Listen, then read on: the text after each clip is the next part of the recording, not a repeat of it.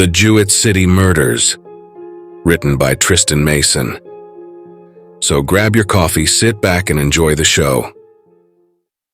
I'm going blind, I told my wife when we moved to our new Gothic-style home in Griswold on a breezy day in early April. It was a wedding gift from my estranged father. A beautiful two-story structure with pointed arches, board and batten siding, large stained glass windows, and a steep-pitched roof that gave the illusion of a medieval tower. Before my gradual onset of blindness, Samantha and I loved looking at homes from this era.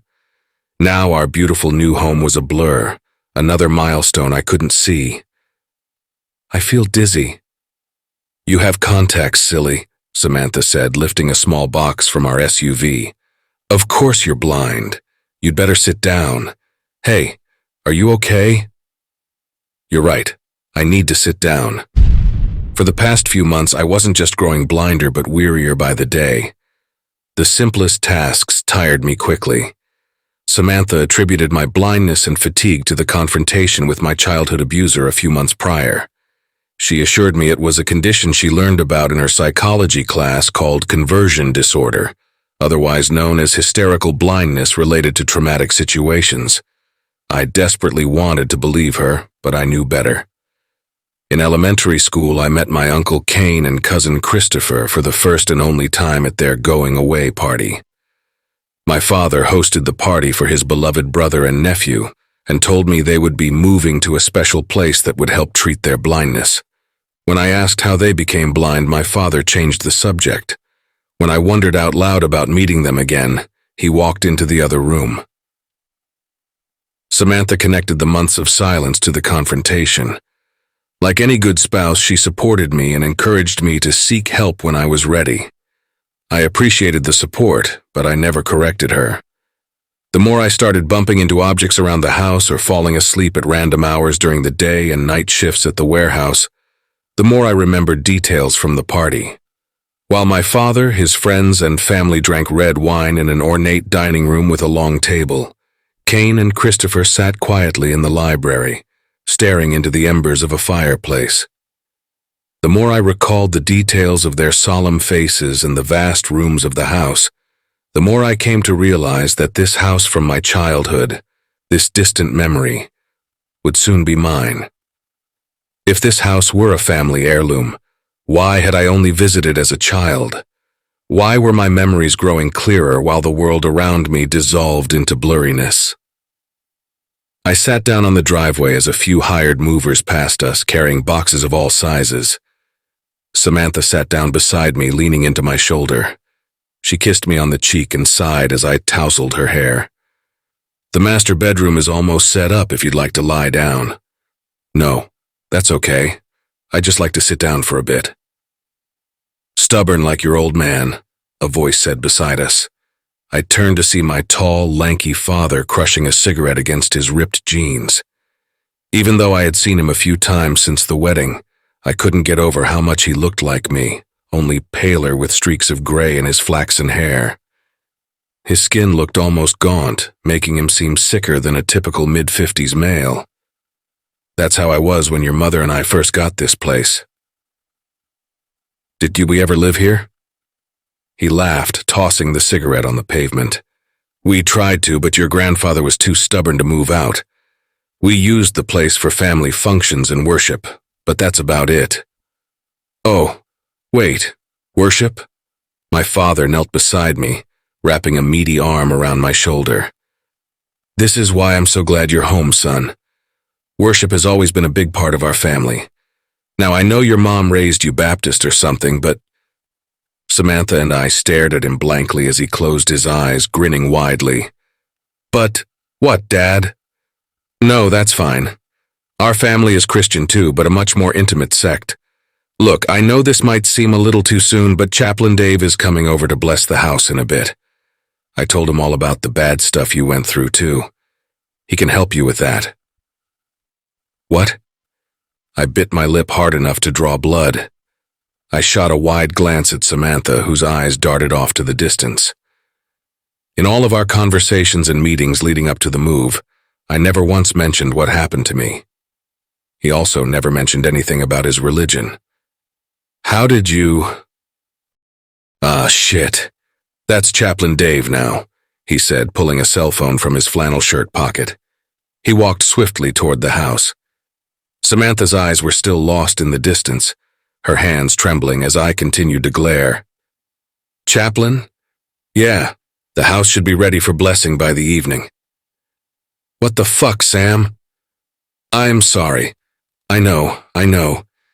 It's just... I thought I would tell him before he found out about it in the news or the current or... Let him find out about it. Christ, we don't even fucking know him. I don't even fucking know Edward Saunders. He came into our lives 2 months ago, offering this house as a gift when he didn't even go to our wedding. He came into my life after years of silence, and you tell him this. What happened to you and all those scouts was awful, honey. I wanted to prepare him. I didn't mean to hurt you. I'm sorry. It wasn't your right to tell, Sam, I said, tears welling in my eyes. And he wasn't there for me when it happened. Why should I tell him now? I didn't mean to hurt you. Samantha's deep blue eyes made it hard to be angry at her, but their vapid state sent me over the edge. She was the only one I confided in about it. She was the only one I wanted to confide in. Conversations with my mom, the detectives, and other former scouts, including my best friend Benji, were short and to the point. They didn't know what to say to me, and I didn't have the words to tell them. Perhaps growing blind wouldn't be a bad thing if I no longer had to see their clueless expressions. Perhaps I would grow deaf and not hear about how sorry they thought they were. I don't think that's possible anymore, I said, rising to my feet. I think I'm going to lie down for a bit. Okay, she said weakly. Please know how sorry I am. I nodded, squinting against the glare of the afternoon sun as I stumbled my way into the house. Making my way into the foyer, I almost bumped into a couple of movers as they laid boxes down by the sweeping marble staircase. I suddenly recalled running up the stairs with a couple of weird-looking kids at that party long ago. Why did I think they were weird-looking? I sat down on a tread and closed my eyes. The flickering lights from the low-hanging chandelier made it hard to concentrate. All I could remember was the peculiar bulbous, almost melon shape of their heads. Those boxes go in the kitchen, boys. My father's voice bounced off the vast stone walls. Caleb, honey, Samantha said you weren't feeling well. I shrugged. I'm fine. Just a little dizzy. That goes in the living room, my dad said to the two men as they lifted a burgundy couch with claw feet and leather upholstery. You're probably wondering about the couch. I know. It's a bit much, but your grandfather, being from Eastern Europe, had such peculiar taste. Oh, that makes sense. Where's the master bedroom? Straight upstairs. I think you are going to love it. As I made my way toward the master bedroom, more random memories flooded my thoughts. Memories of my parents' divorce. My parents were arguing about the type of school I should attend. I remember my dad wanting to homeschool me, while my mom wanted me in the Griswold public school system. My mom angrily stormed off, which surprisingly didn't faze my father one bit. When he caught me eavesdropping from the stairwell, he smiled and explained that parents fight sometimes. He took me into the kitchen and offered me this new juice he had made. It had a shiny crimson texture and tasted metallic. For some reason, it made me feel drowsy. As I reached the top of the stairs, I felt as drowsy as I did years ago. When I opened the door to the master bedroom, I stumbled to the draped canopy bed. As soon as my head hit the silk sheets, I fell into a deep, miserable sleep. For most of my life, I never remembered my dreams. My mom found it strange and thought I needed a therapist. All of her friends' kids had dreams. I didn't know what that was like. I would simply fall asleep around 10 o'clock and wake up at dawn, remembering nothing in between. The day after I confronted my abuser, however, I dreamt about it every time I slipped into unconsciousness. Every dream played out the same way, starting with me confronting him on his motorized fishing boat in the middle of a lake and ending with him pushing me overboard. In real life, my friend rescued me, and my abuser fell off the boat and drowned after attempting to attack us, or at least that's how I remembered it. My dreams never reflected this reality or provided any clarity. Aside from providing statements to the police, the events were unclear. I went through life not knowing where my dreams ended and reality began. This particular dream felt as real as all the rest, only I knew I was in a dream. "Why did you do it?" I screamed, clenching my fists. In this dream, I could see myself in my torn tuxedo, but I looked older than 27, much older, with deep dark circles under my eyes and patches of hair missing from my head. My abuser looked older too in his tattered three-piece suit. "I don't care how many times I dream about you. I'm going to find out." He gritted his teeth, wiping the blood from his lower lip. "You got me. You were different than the other kids. I liked that, I guess. Your mom said you were sensitive to ultraviolet light. It made activities difficult for you." "What the fuck do you mean?" I was violently shaking, ready to strike at any moment, not caring that I had never been in a fight. He cackled, his soulless gray eyes glaring into mine. "She never told you, huh? It's in your blood. You were a weak boy. I liked that. Why don't you die already?" "I already did," he said with a menacing smile. "You keep bringing me back." What did you mean it's in my blood?" From the pocket of his sports jacket, he drew a switchblade. Before I could contemplate moving, the blade slit my wrist. I wailed, attempting to clot the wound with anything I could find, including the shirt tails of my tuxedo. "Don't you remember what I taught you?" he sneered. "Put the cloth over the wound and push down forcefully with both hands until the bleeding stops." "I'm trying," I said.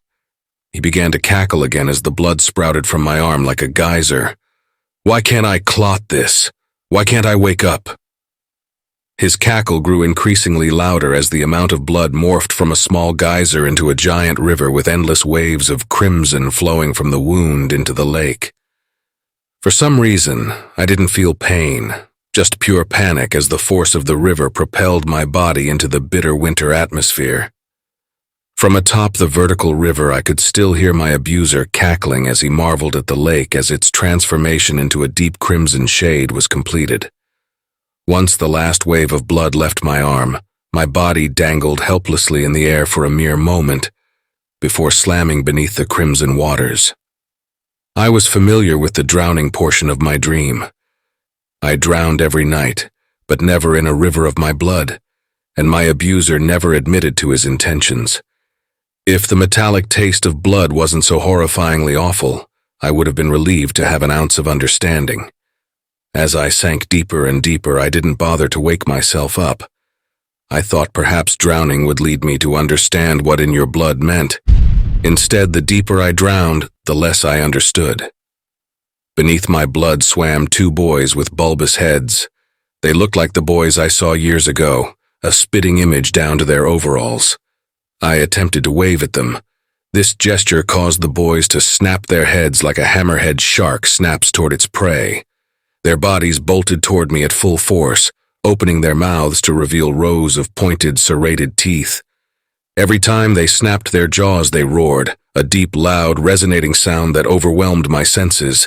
I flailed helplessly as their jaws engulfed my head and clamped down. I awoke screaming, hyperventilating and sobbing all at once as my wife wrapped her arms around me. She stood at my bedside and held me as I struggled to regain my breathing. She whispered, "It's okay," multiple times as I regained my sense of awareness. My sense of hearing returned in tandem with my sense of smell as my senses were infiltrated by the odor of cobwebs and the echoing voices outside the bedroom. My vision was still blurry, though. Inches away from me, Samantha still looked more like a fuzzy figure from a Monet painting than an actual person. Her soft touch was unmistakable, eventually calming me to a normal breathing rate. "I'm sorry, Sam. I had an awful dream." "You must have, honey. Are you okay?" I've never seen you like this." "Yeah. The funny thing is I can't remember it," I lied. "But I remember the feeling. It's probably a good thing you don't remember. You're never like this. You've been through hell, though. I'm so sorry, and I'm sorry for what I said earlier." "It's okay, I barely remember." Those words were the truth. The horrifying events from my dream replaced any feeling of anger in my body. As I scanned the room to become more grounded, I only felt more dread. Everything about this room was unsettling, down to the warped face pattern of flowers and snakes imprinting the walls. How long was I asleep? Too long? Do you remember anything? Does it matter? I'm just trying to help. You're always trying to help, Sam. Sometimes you just have to leave things as they are. She sighed and gestured. Okay then. Look, your father is here with Chaplain Dave for the house's blessing. I know it's weird, but you might as well see what it's about. He's trying to help in his way. Where are they? In the dining room. We have a dining room? Samantha burst out laughing. A huge one. I'm sorry. When we looked at the house last month, did you go with me? Yes. This house has so many wonderful things, she said with her arms open. We have a library. You love to read, I thought. I do.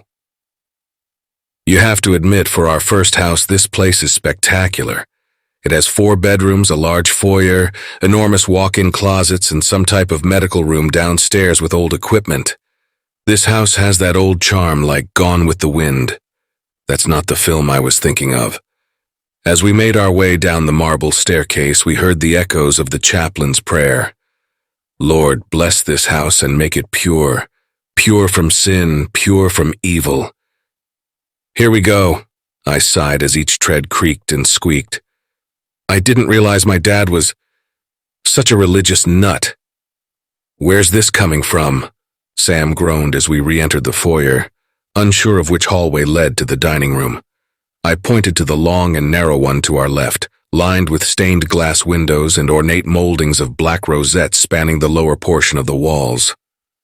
For some reason, as I squinted these patterns into focus, I felt lightheaded, maybe even hypnotized by their intricacy. What are you staring at? Nothing. Maybe you're right. This house is pretty spectacular. But I stand by what I said. My dad is a religious nut. He wanted to homeschool me as a kid and held strange parties with strange, deformed people he called family, made me drink this weird metallic juice, and said all that stuff about family functions and worship. Nothing's wrong with homeschooling?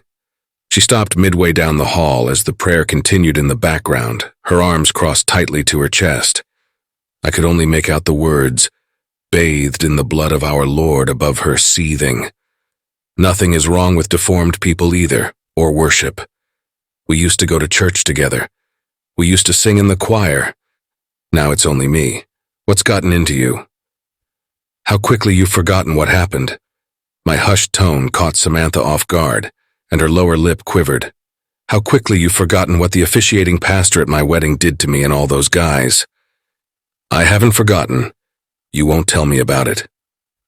You want to know what I dreamt about? Sam blinked, lower lip still quivering, and nodded. I dreamt I saw him face to face on that boat again.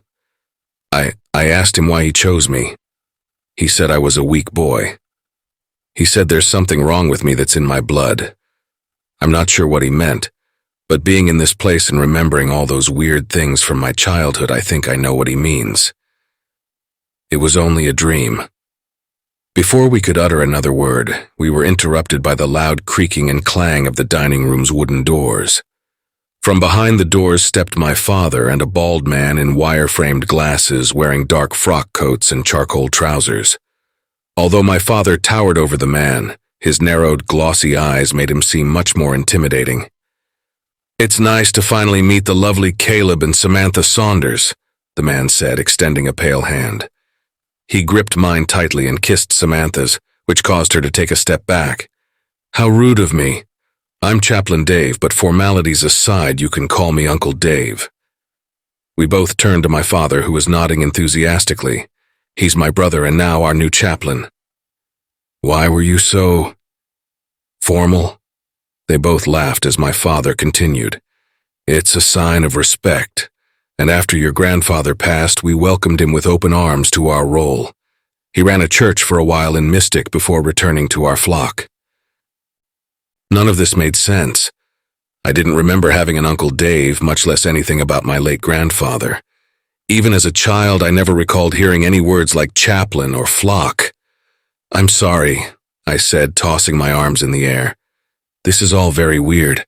I don't even know what religion you guys are." "Caleb, stop," Samantha whispered, nudging me. "You mean what religion are we?"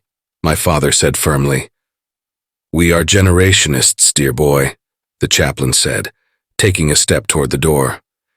He took one look at my clenched fists and nodded. "I was just like you once, Caleb, jaded and confused. If you two don't mind waiting outside for a moment, I'd like to speak to Caleb alone. Shall we?" I shrugged as he led me inside the dining room and shut the doors. My heart fluttered as I took in the enormous stone-walled room lit by dozens of hanging candelabras, the long mahogany table that stretched the length of the room with dozens of chairs to match, and the oil paintings of stern-faced men from long ago. "You've dreamt of drowning my son." The chaplain placed a hand on my shoulder, bowing his head. "I'm sorry. I didn't mean to frighten you. It's not that. It's just that I've never told anybody." "You don't need to. You and I are a lot alike." "I doubt that." "That is your right, child, but just like you, I left the generationists when I was though a young adult by that time. My mother wanted us to start a new life. I did, and I even started my own church and went on missions around the world. Like you, I was betrayed by men of faith I trusted. Like you, my foolish beliefs and naivety caused me to almost drown. I had nothing, and my dear brother, your selfless father, let me back into his flock. We're a lot alike." I couldn't believe it. I couldn't find the words to say other than, "I guess you're right." At that moment, the chaplain, my uncle, saw right through me on a deeper level than my wife, father, or even myself could. At that moment, I saw my surroundings more clearly than I had in months. "It's not our fault, dear boy. Our family has been cursed." "Cursed?" "Look above you, dear boy. What do you see?" "I see a bunch of oil paintings. These are all Saunders men from the mid-1800s. In the blue suit is your great-uncle Christian, in the red suit with the pipe, your great-grandpa Anton, and in the gray one, your great-uncle Adam. They lived with their families in this very house after emigrating from Romania. They lived next to a cursed family called the Rays. You may not." The uncles were spitting images of my father and the chaplain. "What's wrong? You may not believe this next part. Try me." The chaplain swallowed, exhaling deeply through his nostrils. Around this time, the Rays were dropping like flies to a disease called consumption, known as tuberculosis today. They believed their family members were coming back from the dead to take them one by one. They disinterred their dead relatives and burned them to protect themselves from the undead and— Wait, you expect me to believe vampires were taking their family members? He sighed and smiled. That's what they believed. Scientists now know tuberculosis can spread through the air when a person coughs, drinks, or even sings. Still, your father believes some sort of curse happened. He's unlike you and me who need evidence for these claims. I smiled and shrugged. So what does this have to do with our family or there being a curse? The chaplain grinned, shifting his eyes once more to the portraits. There were other people in the neighborhood who suffered the same affliction. The Walter and Barber family, if I remember correctly. The disease spread like a plague. Our family, the Saunders, was the only one who survived. Why? I said, thumbing my chin. They were genetically pure. Oh God, I said, averting my gaze. Do you mean like incest? The chaplain let out a loud belly laugh, gesturing to the sky, his voice booming. Foolish child. What you call incest was a tried and true method in our family for many years. It's only incest if it's not calculated, and the genes aren't pure to begin with. All of our family is genetically pure? I said, scratching my head. What about those kids I saw when I was little with melon-shaped heads? Isn't that a consequence of incest? You're so naive, he scoffed. "You're so smart, yet so naive. Our family has carried on this tradition for centuries, and yet it was only after that wretched family brought its plague that we were cursed. The Rays were angered that their plague couldn't affect our pure blood, so they cursed us. This is why we are here tonight. This is why we pray. You too may enter." My father entered the room with his eyes gleaming and head held high. Samantha followed behind him, tightly gripping one arm. My father nodded to the chaplain, bowing his head. He pulled a small steel blade from his pants pocket and laid it on the table. The blade looked unusual with its squared edges and rusty exterior, especially its casing with a symbol of 2 upside-down droplets. "I was telling Samantha of our proud heritage and creed," my father loudly proclaimed. I wondered what Samantha was thinking with her head cast down, still tightly gripping her arm. She looked confused and scared. I knew I was as my father traced his fingers over the blade. As generationists, we have a proud family tradition that goes back centuries to our faraway homeland. "Saunders doesn't sound too Romanian," I mumbled. "You have much to learn," the chaplain spat. "In the old country, our surname was Sandrew, meaning defender of mankind. Our pure bloodline perfectly embodied this meaning and kept our family alive. It served our forefathers well when they escaped to America after the 1848 revolution. To blend in with their new world, they changed their last name." "That's quite the story," Samantha murmured. "What's that blade for?" "I'm so glad you asked," my father said, once more tracing his fingers over the blade. Before continuing, he furrowed his brow, glancing over his shoulder. "I fear that wretched family has returned. I know you think we're crazy, Caleb, but hear me out. When I passed by the town cemetery this afternoon, I saw shadows looming near their plots. They know my son has returned and his beautiful wife does not yet have his pure blood. I fear your blood, my son, may not carry the purity it needs. You may be cursed too, I fear. You never had the pure gifts your uncle and I were born with. I fear we are in danger unless we commence with this sacred tradition." "What pure gifts? Why am I cursed?" I stammered. "You will know after our tradition." "What tradition?" we asked simultaneously, exchanging fleeting glances. "Dad?" "The chaplain will begin." "Thank you, dear brother." The chaplain plucked the blade from the table, laying it flat across his palms. "This fleam I hold has been passed down for many generations for this unique circumstance. It was originally planned for our dear Caleb to marry Iowana, but unfortunate circumstances have prevailed." "Who is Iowana?" I asked. The chaplain grumbled, flashing his furious eyes my way. "I'm sorry. Your first cousin.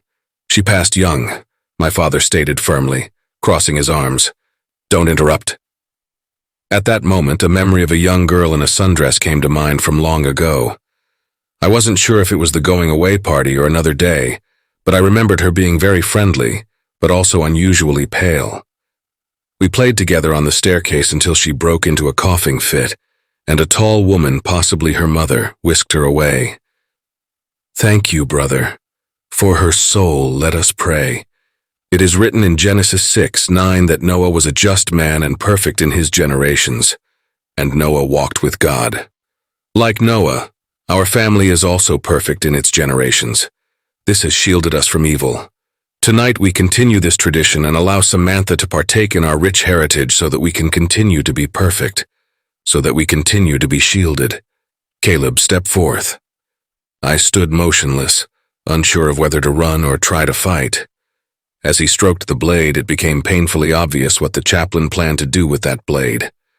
Both my dad and the chaplain towered over us, however, and I feared what would happen if I even stepped the wrong way. "Come on, son," my dad whispered. From his other pocket, he withdrew a cylindrical container and handed it over to the chaplain. "Step forth." I cast my eyes down as I stood in front of the chaplain.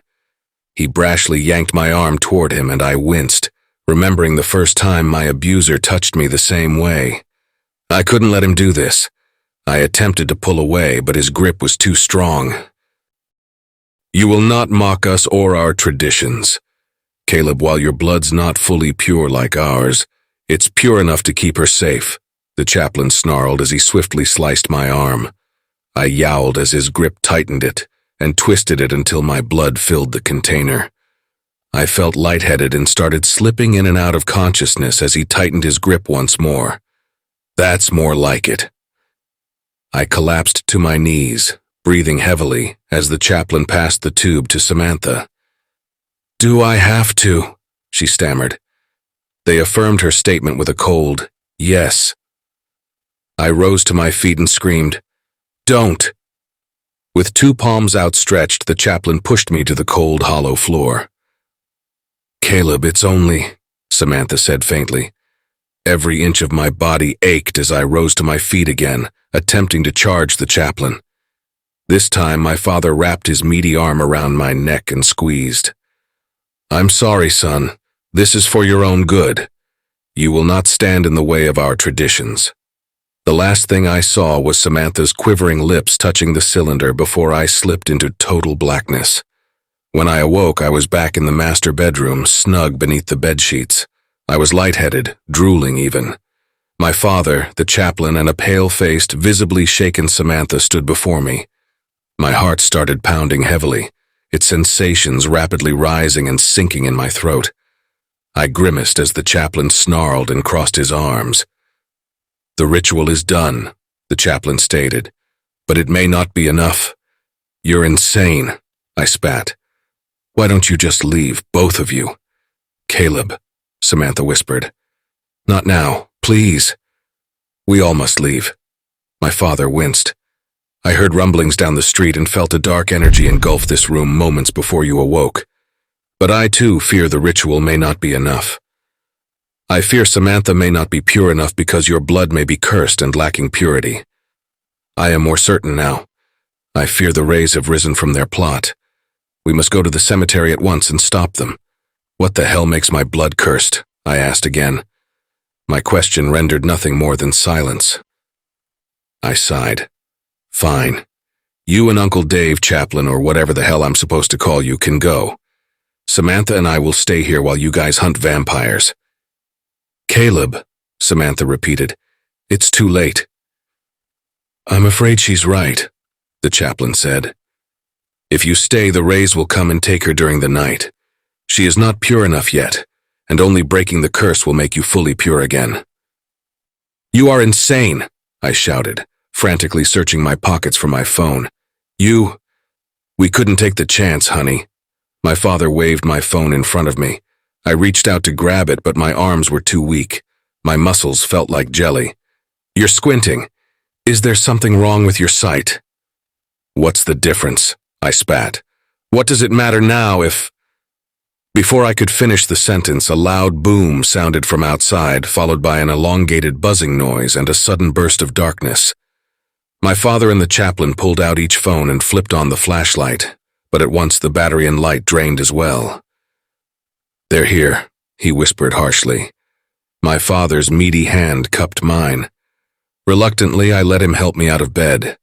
I steadied my balance, focusing on the faint outline of each person. For some reason, they were more perceptible in the darkness. "Chaplain, give us the stakes." I could hear a drawer creak open, some rummaging, and the same drawer creaking shut. The words "open your palms" preceded the placement of the foot-long wooden stakes in our hands. Its shaft and handle felt coarse and rough, almost uneven. Its sharpened end took the shape of a diamond.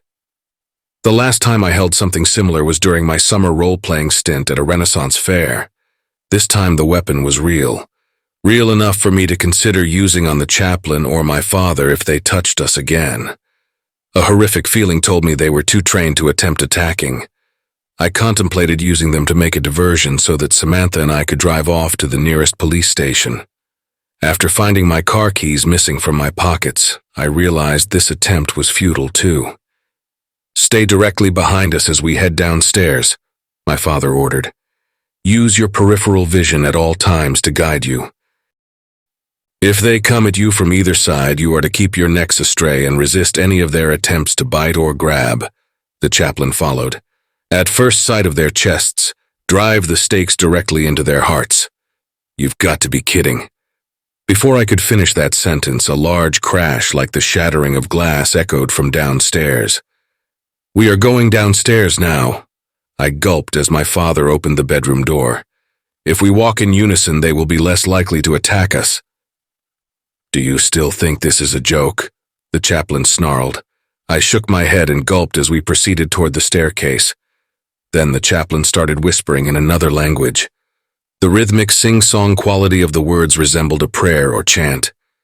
"Fieka intunericul sa umple asiasta casa, fieka fereastra sparta sa ne umple cararile cu si mai mult intuneric. Nevomospata cu sangale dus manului nostru in seara asta." I could see Samantha's outline shiver as the chaplain repeated these words. "If, for whatever reason, we separate, you are to continue to the cemetery without us," my father whispered.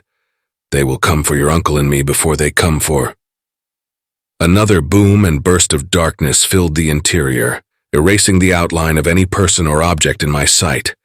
I reached out frantically, unable to hold on to anything or anyone. As I began to hyperventilate, I lost the feeling of the stairs beneath my feet. I screamed, but my screams were muffled by the utter blackness surrounding me. I dangled my legs, kicking them in a circular motion. It was like kicking a cloud. I was floating and drifting upward. Something jagged like claws or tendons dug into both sides of my back, piercing into my shoulder blades. I yelped, but my yelping disappeared into the void. As I drifted upward, frantically kicking my legs, high-pitched chirps and clicks rang out loud enough to pierce my eardrums. Realizing I still had the stake, I reached up to stab the curved tendons and the balloon-like texture of the feet that held them. This creature resembled and sounded like a bat, only much larger and more fearsome. With what little strength I could muster through the piercing pain, I frantically attempted to stab the creature's knees to loosen the tendons. The beast unleashed an ever higher-pitched chirp, an awful cross between a cricket chirping and a coyote crying, knocking my arms back to their sides and the stake into the abyss. "Dad! Sam! Uncle!" Each name I shouted instantly distorted, their intonations dying into the void.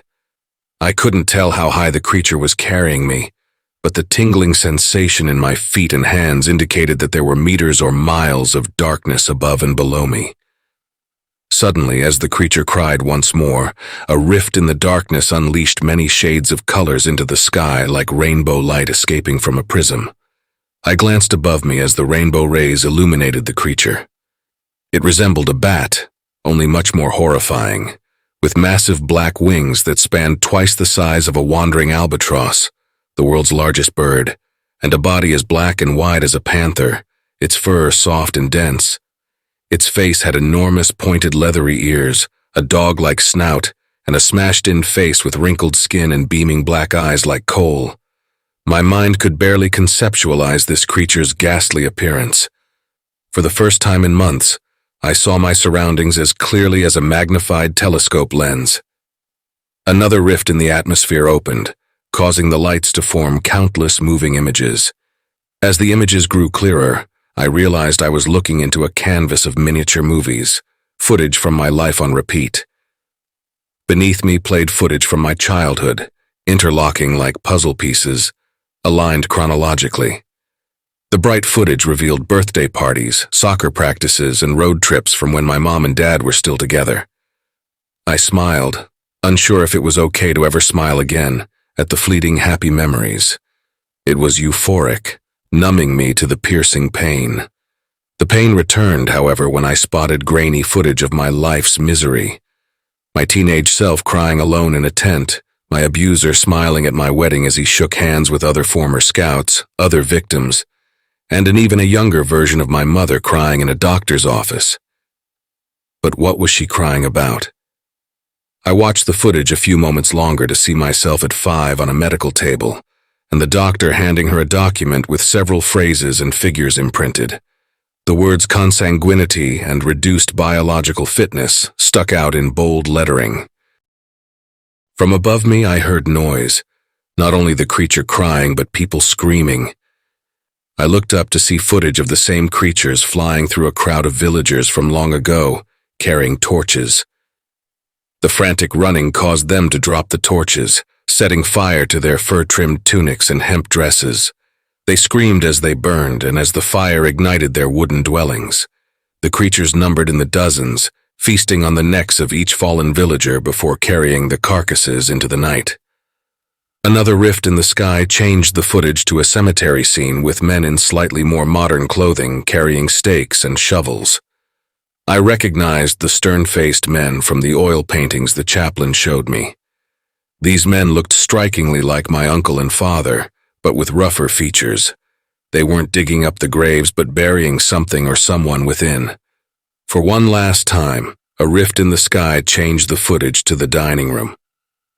The chaplain, my father, and a handful of melon-headed men, women, and children surrounded the long table with their heads cast down. They looked younger, maybe by a couple of decades, but their eyes seemed fiercer, especially my father's eyes, the way they glared at the poor souls from the far corner of the room as the chaplain raised a torch into the air.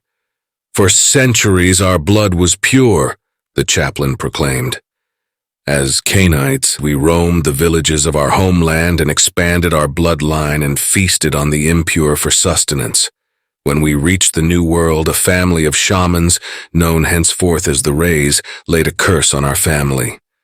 Some of us were pure enough to escape the curse. Unfortunately, you, our dear loved ones, were not. Your blood is tainted and you are no longer safe here." "What does that mean for us?" a melon-headed woman cried.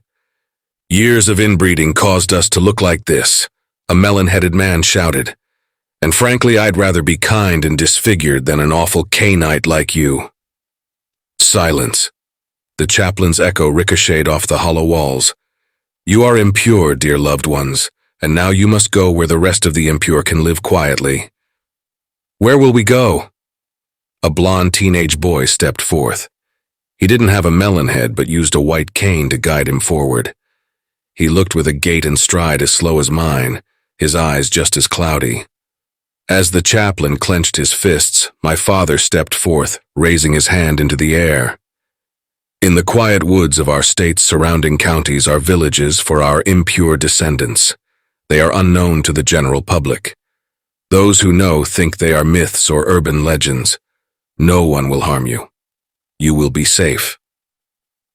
With those words, the sky's rift closed like a sweeping curtain over a stage, absorbing thousands of feet of footage back into rainbow light rays. Once the rays crossed the rift, only darkness remained. The creature unleashed another horrifying scream before descending into the abyss, digging its talons deeper into my shoulders. As the creature dropped into a vertical descent, I could feel my lips peeling back into my chin, my eyelids reversing into their sockets. The memories flashed by me once more, the melon-headed men and women at the party, Samantha drinking from the cylinder, my mother crying in the doctor's office. I couldn't tell if I saw them through my eyes or mind, but before I could ponder my sanity, the creature unclenched its tendons. I fell only a few feet before my body struck the earth. I felt the narrow, wet blades of grass beneath my fingers. My blurry vision discerned a group of granite gravestones in front of me with the names of the deceased Ray family in faded lettering: Henry B., Lucy H., Lemuel B., and Elisha H. To the right of the stones stood two men in painter's overalls carried some type of rifles. They looked like brothers with similar hair and facial features. They pointed their rifles in front of them. I turned around to see my father and uncle gripping the stakes firmly, and Samantha cowering behind them. She seemed to be looking at my father's back. I couldn't tell if she was still holding her stake. "Leave at once," the taller brother said, cocking his rifle. "You've caused our family enough trouble over the years." "Dig up these plots and there will be no trouble," the chaplain scoffed. "Don't pretend your family hasn't risen and used its black magic on us. They've made us all see things, horrible things." Feeling guilty, the shorter brother stepped forth and fingered the trigger. 161 years ago, your lies cost our family their lives. If they're making you see things now, you deserve it. "I saw things," I mumbled, but no one seemed to hear. "Dig up these plots," my father echoed. "Our family had to lie to protect our truth. Your family's magic cursed this town and unleashed a sickness upon us all." They were mere shaman who made an honest living telling fortunes. The taller brother stepped in unison until the barrel pointed. They were proud of their traditions. Your family was too cowardly to admit being Canaanites. We have worn that false label for far too long. That reputation haunted us for many years. Dig up your own plots. Tell them what you really are. Dad, I said weakly, what do you mean? My father cast his head and staked down. Who do you think dropped you here? One of the brothers said to me. My vision was too blurry to tell which one, but still clear enough to see his hand pointing beyond the gravestones. A few rows back you will find the truth. Nicholas Ray, that's quite enough. As the shorter man placed the barrel on his forehead, my father lunged forward with his stake, only for the other brother to fire a shot into its knee. My father dropped to his knees for a moment without even yelping. He grabbed his leg as if he had not just been shot but bumped into a table before promptly springing back to his feet. You know that won't do anything. You should know better, especially you, Eric. We've been through this before. Nor will the stakes be on our ancestors, Eric shouted. Use them on yourselves. Caleb, walk 3 rows behind these plots. I hesitated. My father and uncle stood motionless as I stepped a few paces forward. Samantha was out of sight. Not 4. You've gone too far. I can't see that well, and I think I know why that is. When I shouted, the 4 men turned to me. I took 1 step back to a row of cracked, slightly grayer stones. Dad, Uncle, you did this to me. Your family, your tainted bloodline did this to me, to all those poor family members I never saw again. I saw visions tonight, visions of what you did to them. I may be impure by your cult standards. I may be going blind, but for once in my life I can see you clearly for what you are. Caleb, my father spoke weakly, you don't understand. Kneel and look closely at the first 2 stones, Eric said. Read the names and dates out loud for all to hear. My voice was shaky as I spoke. David Sandrew, 1800 to 1853. Edward Sandrew, 1799 to 1854. Dad, Uncle, I don't even know what to. It was for your protection. My father's sad eyes narrowed and hardened as he chucked the stake like a javelin into Eric's head. The stake sliced through both ears, and he dropped to the ground immediately, his rifle firing one last feeble shot, blood and chunks of pinkish-gray brain matter oozing into the dirt. I projectile vomited onto my shoes as my father turned to Nick without even wincing. You will dig up these plots or face the same fate. I'd rather die, Nick screamed, firing another shot. The chaplain cackled and leaned forward so far that his back split in half. From the slots in his back spawned massive black wings that whipped upright into the air. The chaplain's face split in half as well. From its cracks sprouted a dog-like snout, and a smashed-in face with wrinkled skin, pointed leathery ears, and beaming black eyes like coal. Clothes tore from its body, revealing black fur and leathery skin down to its talons. The creature lunged toward Nick, smashing him through an already dilapidated stone wall. From the corner of my eye, I saw Samantha jump out from behind a tall marble stone onto the creature's back. The creature flapped its wings and hollered as Samantha held on and stabbed the stake through its spine into its heart. No! My father screamed as the creature smashed into the earth, its body rapidly morphing back into the pale and naked chaplain. Samantha was still pressing down on the stake as my father leaned forward, his back beginning to split as well. Thinking quickly, I dashed toward the corpse and pulled the stake from its oozing head, covering my nostrils as gray chunks and pink matter oozed onto my fingers. As my father's wings began to sprout, I stabbed the stake into his back. His screams were otherworldly, distorting and echoing into the night. Samantha and Nick jumped onto my father's wings, but the mass and force of the giant wings threw them high into the air as he levitated above the ground. I held on tight to the stake as we ascended high above the cemetery. I stabbed the stake deeper into his back as the clothes tore from his body, spawning black fear and leathery skin. My father's face hadn't changed yet as I attempted to twist the stake. That's not my heart, his distorted voice said. cackling as his face formed the dog-like snout, pointed leathery ears, and black coal eyes. "I'm afraid you aren't strong like me. You never were. Now let go and embrace your destination." "I'll never let go," I screamed. "You will die for what you've done." As my father's cackle morphed into high-pitched chirps and clicks, he ascended so high that the trees and roads resembled mere specks. With a violent force, he shook me into a rapid free fall. As I plunged too rapidly to the ground, I extended my arms in hopes of hitting the treetops, attempting to control my body's path. Within seconds, however, my father's tendons pierced through my shoulders. This time I didn't scream, even though the pain was more immense than before. This time I didn't fight as we glided above treetops, houses, and roads for what seemed like several hours.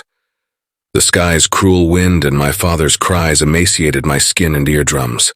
My mind was blank, my body numb, dangling helplessly. As the night sky faded into a golden dawn, my father descended rapidly into an area with endless woods. My vision rapidly faded as he uncurled his tendons, dropping me a few yards into the leaf-covered forest floor. My body grew even more numb as it rolled over stones and twigs, stopping in front of a group of shadowy figures. I squinted hard enough to discern their melon-headed features, but couldn't make out much else. "You poor creature," one of the heads said in a high-pitched voice.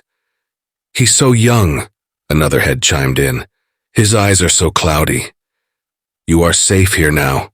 You are safe to live out the rest of your days," a female voice said. "I feel dizzy," I muttered weakly as the last ounce of my remaining vision drained into total blackness.